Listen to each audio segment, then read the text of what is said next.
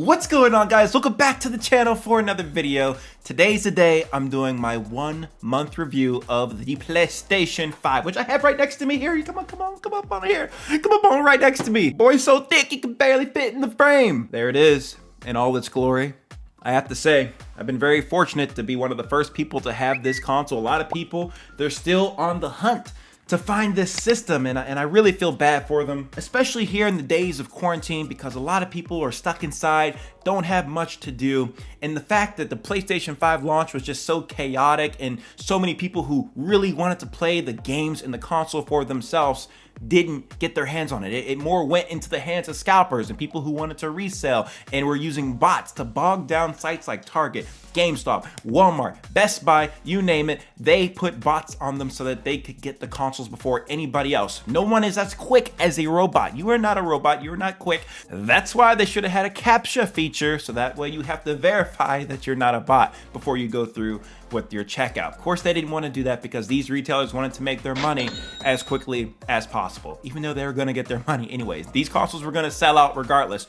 But here's a little caveat that maybe you're not considering. Sony and Microsoft both played a role in this scalper problem. First off, we're in a global pandemic, so you know manufacturing was affected and profits were reduced across the board in all the divisions of Sony. Second, you have to consider the hardware specifications that are in the PlayStation 5. This console packs a punch when it comes to performance. We're talking about a system that has a CPU with 8 cores, a GPU that hits at over 10 teraflops, 16 gigabytes of RAM. It also has some of the fastest solid state drive technology out there. To simply put, if you were to put those similar hardware components into a custom PC build, you're definitely going to be spending more than $400 or $500 for this system. This all means Sony's taking a loss selling these consoles, and in addition to all the microtransactions like with the PlayStation Plus subscriptions, they also need to hype up these consoles as much as possible to get as much attention to it so that people are excited for it and they'll want what they can't have. That's why you see over 9,000 eBay listings for this console, and it's gotten so bad to the point people are selling pictures of the console. My goodness. That was a bit of a rant on the launch of the PlayStation 5 for this review, but let's get into the console itself. I think it looks beautiful. The design is great. It's sleek. I hope it still stays modern looking, let's say years down the line. Xbox 360 didn't really age well, but I'm hoping this one does. I like all the components. Like, it doesn't feel cheap, obviously. These side plates come off, so you can customize them if you'd like. I'm sure PlayStation will come out with their own customizable plates that you can buy, so that way you don't have to get a limited edition console, which is great. The only thing that I don't really like too much is this middle section right here. It gets very fingerprinty if you just touch it in the slightest. See how you see the mark right there? It's very easy to fingerprint this middle part off because it's so glossy. But other than that, it looks very sleek and very nice. When I hooked up and turned on my console for the first time, the initial setup process was very easy, straightforward. I was even able to use the PlayStation app that you can get on iOS or Android so that you could sign into your PlayStation Network account into your PS5. So they essentially link together. After I got all the updates in and the operating system fully installed, that did leave me with approximately 660 gigabytes of storage to work with. So not the 825 they put on the box, but you gotta account for how big the OS is. With that available space, the big thing that fills it up are games, which can be 100 plus gigabytes depending on the title, which is why we still need to hear something from Sony about using that expandable SSD slot. I'm not in the boat for people who have filled up their console yet, but I know there are people out there that have already used up all their space and now they have to delete games. They can't even move PS5 games to an external storage right now. So they're still missing some features there that need to be added and addressed. One of the things that come preloaded onto the console is Astro's Playroom. And this is a great game. People are sleeping on this game and no one's really talking about it too much, but it is a lot of fun. It lets you experience all the cool stuff that the DualSense Controller has to offer, like the haptic feedback, the adaptive triggers. It's just a lot of fun. It reminds me of like a Mario style game. So if you haven't already played this game and you own a PS5, definitely play it. It'll really give you a feel for what new games to the PS5 will feel like using the haptic feedback and the adaptive triggers. It opens up a new world for developers. Shooter games like Call of Duty and Fortnite, they actually already have the adaptive trigger features built into the game. And in my honest opinion, the controller is one thing that really makes this feel like next gen. The things I feel with this controller is just awesome. That sounded kind of weird. This controller will work if you connect it via a wired connection to your computer directly, but you still won't get the cool features. And definitely don't expect to pick this controller up and think it'll work directly with the PlayStation 4. It will not. You'll have to use remote play on your computer in order to use this controller on the PlayStation 4. How about the headphones? The Pulse 3D headphones? How about the 3D audio? I know that's been a big talking point about the PlayStation 5. 3D audio, just so you guys understand, you don't have to have the Pulse 3D headphones. You can get any sort of headphones that you have to get that 3D audio sound. I've tested out using the 3D audio for a little while now, but to me, it sounds a little muffled compared to just regular audio. It's kind of tough to play shooter games to know exactly pinpoint where someone is or if they're rushing to you quickly. With 3D audio, I kind of like the experience when playing like role-playing games or single player. It felt good there, but I didn't really like it in fast-paced multiplayer games. Luckily with 3D audio, it's a feature you can turn on and off within your settings without a problem. Now quickly circling back to the Pulse 3D headphones, these are great headphones, guys. They feel good and conform to your head very easily with the elastic at the top here. The headphone cups, those go right around your ears and it's very comfortable. And I'm a person that wears glasses, so a lot of the times headphones kind of hurt after wearing them for a while, but these, my head, my ears, they don't hurt after wearing these headphones. They're very comfortable. For $100, these sound great. I hear the highs, the mid, the bass is good. It's great. I put these headphones even on par with my $220 Bose SoundLink 2 headphones, and these are great sounding headphones. And comparing that sound quality to the Pulse headphones, it's so close. I'm very impressed and happy with the build quality and also the sound quality of these headphones. So definitely a pickup if you guys are interested in getting a nice gaming headset. So far I've given you guys my take on the PS5 gaming experience you'll receive when using the DualSense controller and also when listening to audio. But how about what we'll see visually when we're really playing games? When you first launch a game, you'll see that it doesn't take any time at all. It loads literally in seconds. And then once you're in the game, it's so smooth and fluid. It's not all glitchy and clunky or experience performance issues like you would on the PlayStation 4. For my audience here, a good example to explain to you guys would be if you're playing a game like Fortnite. On PlayStation 4, I noticed that the textures take some time to load in. Sometimes my items that I'll have in my inventory are just blank. They don't even show up, or it's just stuck at sometimes. But when playing on the PS5, everything is just so fast. You load in the lobbies quicker. You don't have to worry about any sort of weird clunky issues. I think where an improvement could be made is the optimization with these games on the PlayStation 5, because I have experienced about 5 to 6 or so crashes that have kind of left me a little shook. There were 2 in particular that left me shook because the console didn't turn back on right away, and I was like, oh my god, thank goodness I got the protection for the console. But that just shouldn't be happening. It mainly happened in Call of Duty Cold War, where it would just crash and just wouldn't turn back on for a little bit. But luckily, I haven't been experiencing the issue recently. It was more of an issue the first couple weeks after the launch. How about those graphics though? Oh yeah, it is an upgrade, guys. It looks beautiful, man. It really does. You just have to have the right display. I know 4K slowly becoming a mainstream thing, but trust me guys, get it with the PS5. It's a good combination because you want to utilize the features that the PS5 offers. I know a lot of you guys that watch this channel saw my monitor unboxing that I got specifically for the PlayStation 5. I got the Philips 276E monitor, 4K, 60 FPS. It is a great monitor, looks great, 5 milliseconds response time. Guys, I love this monitor. The only complaint that I have is that, okay, it's not 120 frames per second. It's not HDR.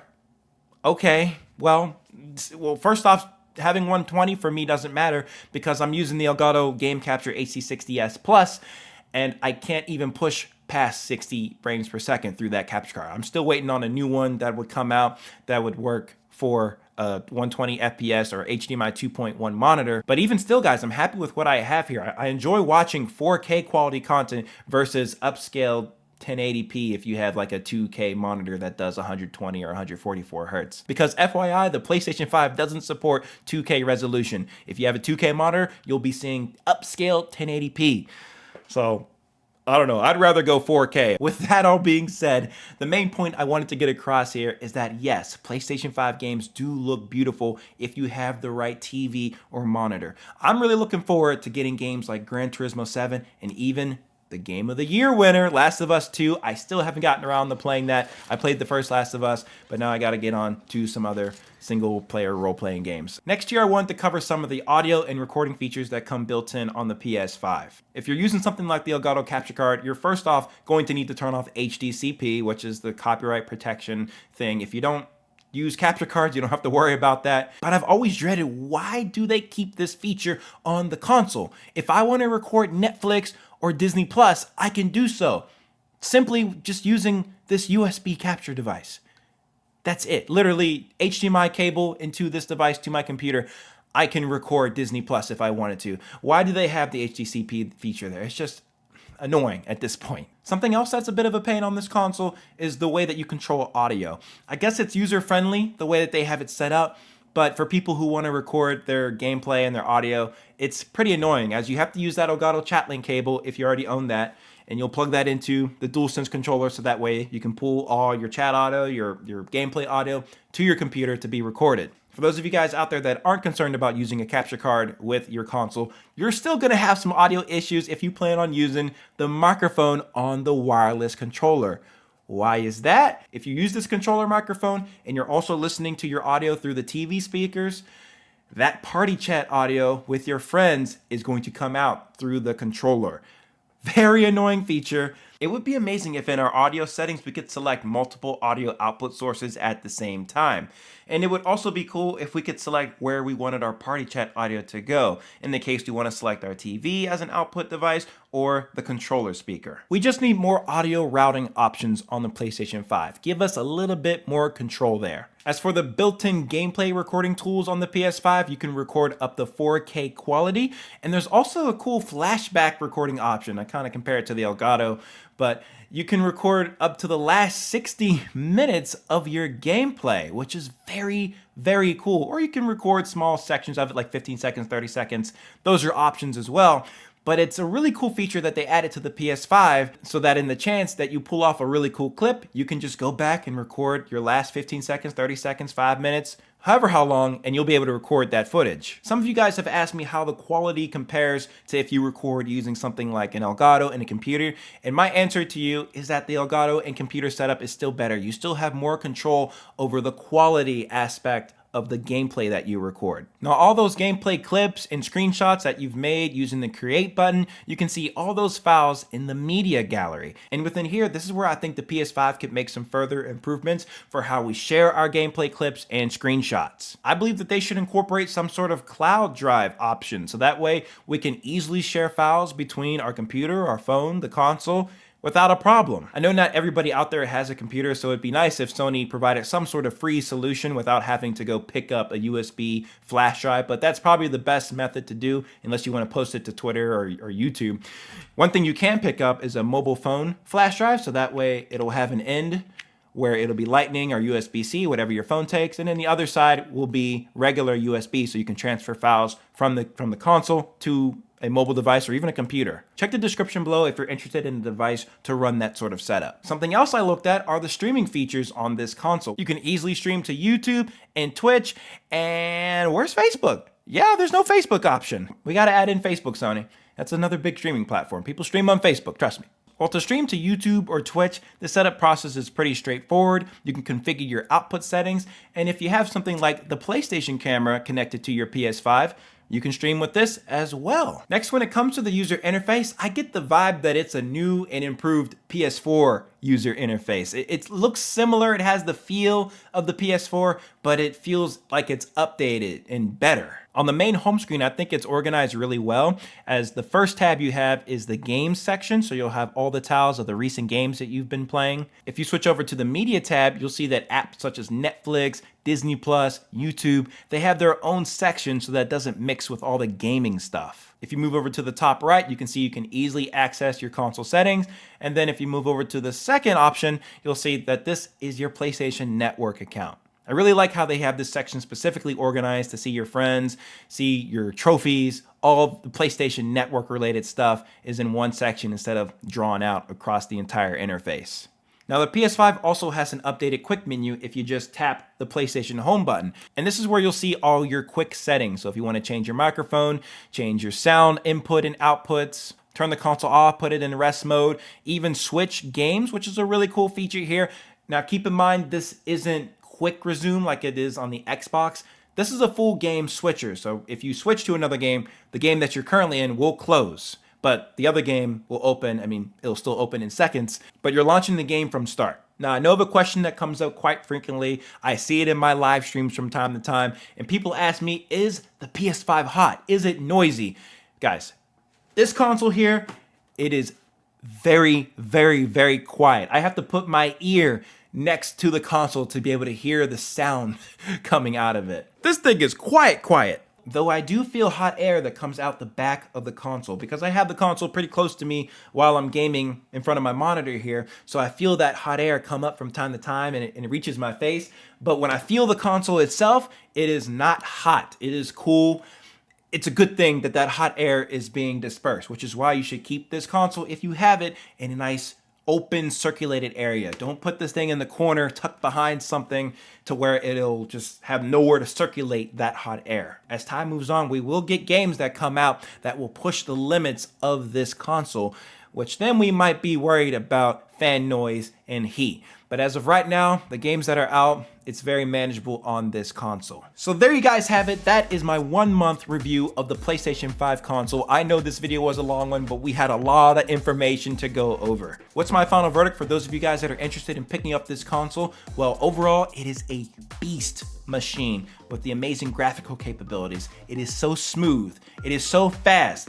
The loading times to get into a game, it's just so amazing. It's wonderful. Those of you out there that this will be your first console ever, or maybe you're switching from Xbox One to PlayStation, or even if you just have money to burn, then get it as soon as you can. This is a great console to have. It's a beast, man. Now, how about the gamers out there that already own the PlayStation 4? Should you guys get it?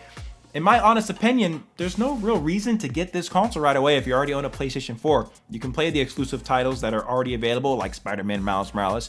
You can play that on PlayStation 4. You don't have to have a PS5 to play that. 99% of the PS5 games out there can be played on the PlayStation 4. We also have to wait for the expandable NVMe SSD slot. We still don't have the expandable storage yet. Of course, you'll get the DualSense Controller features and the speed of the console. You'll also have to consider the money that you'll need to put in to get the proper display to get the most out of having the PlayStation 5. For the people out there that love gaming on monitors, we're still waiting on HDMI 2.1 displays to come out.